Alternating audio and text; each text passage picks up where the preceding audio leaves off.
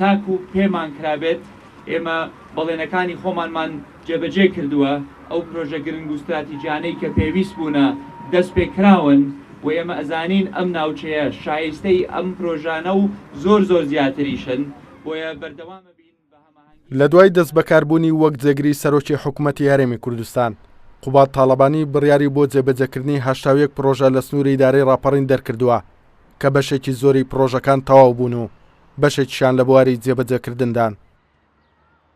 ئەو پرۆژانەی کە لەو کابینەیەدا بڕیاری جێبەجێکردنیاندا 81 پرۆژە بوو کە لە بودجە جۆرە و جۆرەکان بووە گوژمەی 307 میلیارد دیناری بۆ تەرخان کرابوو و لە ماوەی ڕابردوو توانرا 22 پرۆژە بە بڕی 33 میلیارد دینار کارەکانیان تەواو بوو. ئێستا خزمەتی هاوڵاتیان دەکات لە سنوورەکەدا و لە کاتی ئێستاشدا هەر بە فەرمانی بەڕێز جێگری سەرۆکی حکوومەتی هەرێمی کوردستان بودجەی پێویست تەرخان کرا بۆ دەست بەکاربوونەوەی ئەو پرۆژانەی کە لە ماوەی ڕابردوودا بەهۆی قەیرانی داراییەوە نەتوانرا بوو جێبەجێ بکرێنەوە وەستان. لە کاتی ئێستادا 30 پرۆژە لە سنووری ڕاپەرین لە بواری جێبەجێکردندایەوە گوژمەی ئەو پارەی کە تەرخان کراوە بۆ تەواوکردنی ئەو پرۆژانە 79 میلیارد دینارە.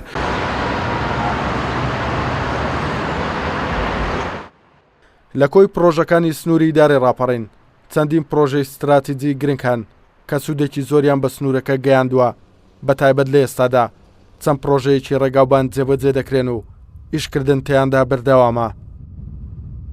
زیاتر لە 20 پرۆژە دەستی بەکار کردوتەوە. ئێستا لە زۆربەی شارەکانی سەر بە بەڕێوەبەتی شارەوانەکانی ڕاپەرین کارکردن لە پرۆژەکاندا هەیە. لە ڕانیە 4 پرۆژەی استراتیجی نزیکەی زیاتر لە 13 ملیارە گوژمەکەیان هیوادارین کە بە زووی تەواو بکرێن لە کاردایە. لە حاجیاوە 2 پرۆژەی استراتیجی گرنگ لە ناو شار و پرۆژەیەکیشیان لە دەواازەی شارە کە ئەویش هەر لەسەر بودجەیەکە کە قوباد بۆی تەرخان کردبووین بەڵام ئەشغاڵ و ئاوادانکردنەوە سەرپەرشتی دەکات. 6 باخچەی گەورە لە حاجیاوە دروسترێت لە سەر و چاو پارکێکی زۆر گەورە نزیکەی زیاتر لە 50 دۆنمە دروست دەکرێت هەر لەسەر ئەم بودجەیەکە بەڕێز جێگری سەرۆکی حکوومەت بۆی تەرخان کردبووین.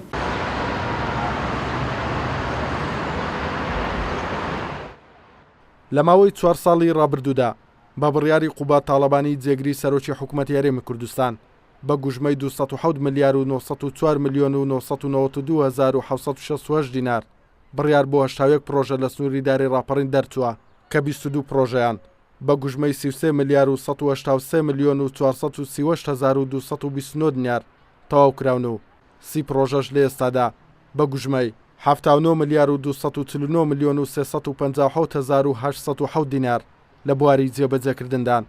لە کۆیە و پرۆژانە دروستکردنی سایلۆ ڕاپەرین کە توانای 40,000 تۆن خەزمکردنی گەرمی جوتیارانی هەیە تەواو کراوە و بە دوو سایتکردنی ڕێگای ڕانیە دوکان کە لە ئێستادا لە بواری جێبەجێکردندایە و دروستکردنی چەندین قوتابخانە و بە دوو سایتکردنی چەند ڕێگایەکی سەرەکی و دەیان پرۆژەی استراتیجی لە ناو پرۆژانەدان. توانە عومەر، کوردسات نیوز، ڕانیا.